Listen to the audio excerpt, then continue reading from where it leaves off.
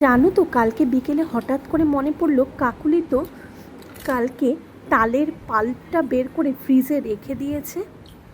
তখনই আর দেরি না করে ওটাকে ফ্রিজ থেকে বার করে আমি তার মধ্যে ময়দা, সুজি, চালের গুঁড়ো, গুড় আর একটু দুধখানি দুধ দিয়ে ভালো করে গুলিয়ে নিয়ে সাদা তেলে একটু বড়া করে নিলাম। প্রথমে একটু বেশি দুধ দিয়ে অল্প অল্প করে পাতলা পাতলা করে বড়া করে নিলাম। তারপরে আরেকটু ময়দা বেশি দিয়ে কিন্তু গোল গোল একেবারে রসগোল্লার মতো তালের বড়া করে নিলাম। যেন কি ভালো হয়েছে! আমার হাজবেন্ড তালের বড়া খেতে খুব পছন্দ করে।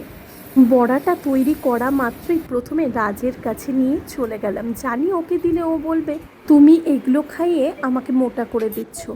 আমি তো জানি ও এই বড়াগুলো খেতে খুব পছন্দ করে। কি কেমন হয়েছে? এটাও ভালো। তোমরা ভালো থেকো, সুস্থ থেকো। আমাদের গল্প কিন্তু এমনই চলবে।